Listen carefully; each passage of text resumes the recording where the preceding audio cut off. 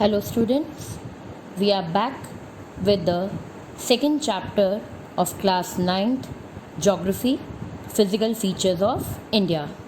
This is part 2 of the chapter. The topics which we will cover in this video are the Peninsular Plateau, the Indian Desert, the coastal plains and the island groups of India. Let's start with the Peninsular Plateau. It is a type of a tableland which is composed of crystalline, igneous and metamorphic rocks.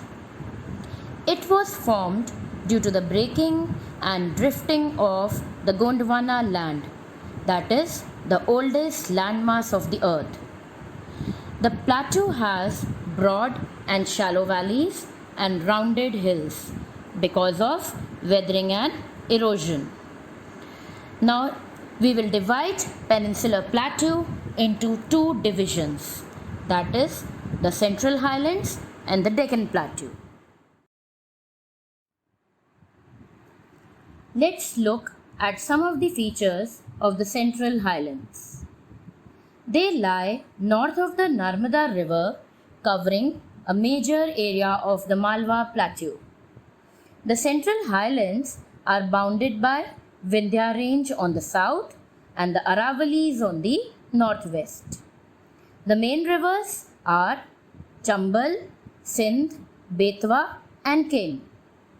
These rivers flow from southwest to northeast direction, which shows the slope of the earth's surface of India. The Central Highlands are wider in the west, but they narrow in the east. The eastward extension of this plateau is locally known as Bundelkhand and even Baghelkhand. The Chota Nagpur Plateau marks the eastward extension of the Central Highlands. The second subdivision of the Peninsular Plateau is the Deccan Plateau. It is a triangular landmass that lies south of the Narmada River. The Satpura Range are in the north, while Mahadev, Kaimur and Makal ranges are the eastward extensions. The Deccan Plateau is higher in west and slopes gently towards east.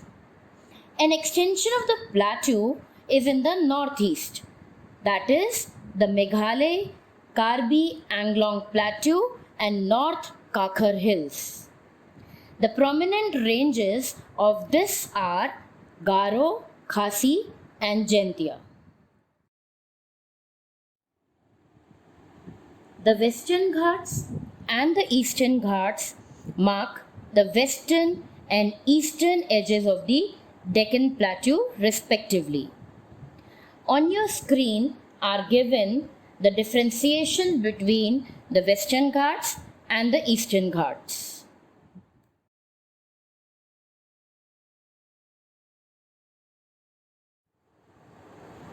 Let's move on to the next physical feature, the Indian Desert. The Indian Desert is also known as the Thar Desert. This lies to the northwest of the Aravali Hills.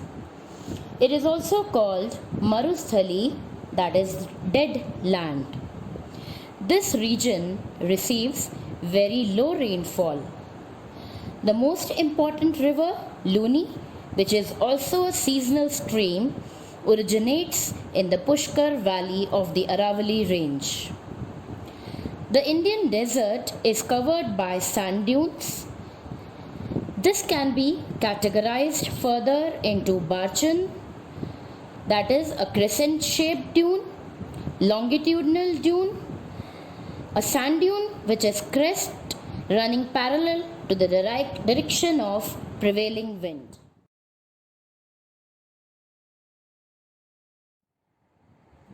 The next physical feature are the coastal plains. These plains are further divided into two subcategories. the eastern coastal plain and the western coastal plains. On your screen, you can see the differentiation between the eastern coastal plains and the western coastal plains.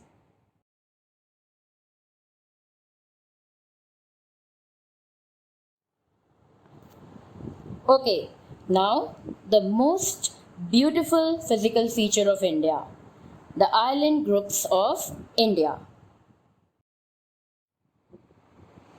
The island groups of India are divided into two subcategories, the Andaman and Nicobar Islands and the Lakshadweep Islands.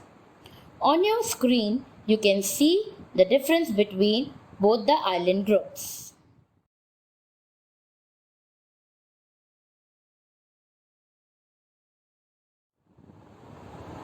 We have come to the end of the chapter. On your screen, few questions are given for practice. Till the next chapter, see you again. Bye bye.